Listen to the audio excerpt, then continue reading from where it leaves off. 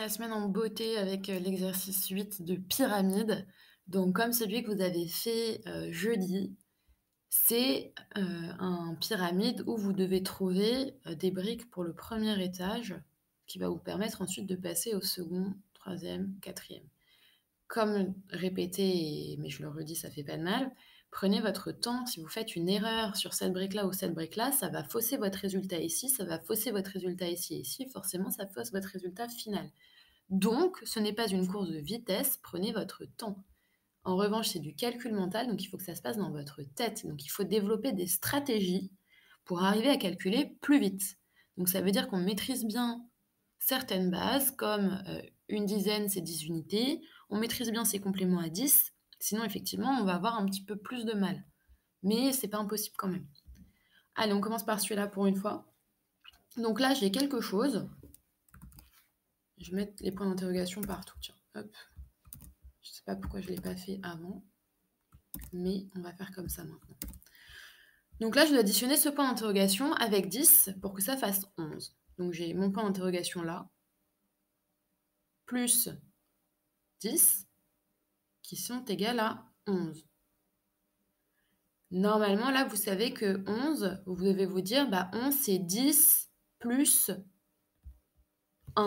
Donc ici, c'est 1. 11, c'est 10 plus 1. Donc là, vous mettez le 1. Je passe à celui-là. Donc là, j'ai un 7 plus un point d'interrogation qui font 15. Pareil, je vais me dire 15, d'accord, c'est 7 plus combien? 15 égale 7 plus, je vous laisse 2 secondes, 7 plus 8.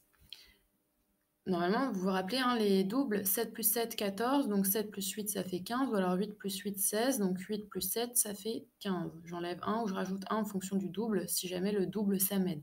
Ou alors, je sais que 7 plus 8, c'est comme faire 7 plus 3 plus 5, et donc ça fait 15. 7 plus 3, ça fait 10, et je rajoute les 5, ça fait 15. Ok, donc j'ai résolu mes points d'interrogation du premier étage, je passe au deuxième. Ici, j'en ai qu'un seul, c'est celui-ci, il ne va pas être très compliqué à résoudre, puisque j'ai les deux briques du dessous.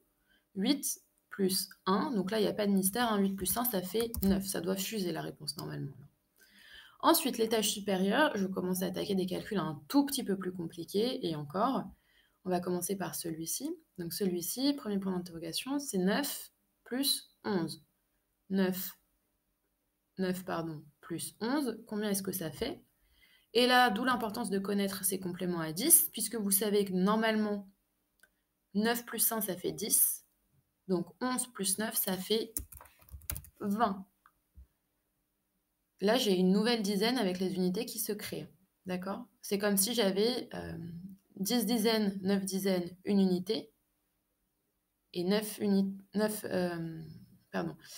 une dizaine, 9 unités et une unité. Et 9 unités et une unité, ça fait une dizaine supplémentaire. Donc en réalité, j'ai une dizaine plus une dizaine. Donc ça me fait 2 dizaines, donc ça me fait 20. Pas facile de vous expliquer uniquement à l'oral sans pouvoir vous montrer des exemples écrits. Mais bref, là j'ai 15 plus 9 pour trouver le résultat qui est ici. Donc 15 plus 9. Alors, pour calculer plus rapidement, ça on l'avait bien vu en classe, normalement, je vous conseille toujours de vous rapprocher d'un 10, d'une dizaine. C'est plus simple, c'est plus rapide à calculer. Donc, ce que je vous propose de faire, c'est de se dire, 15 plus 9, c'est comme si je faisais 15 plus 10 moins 1.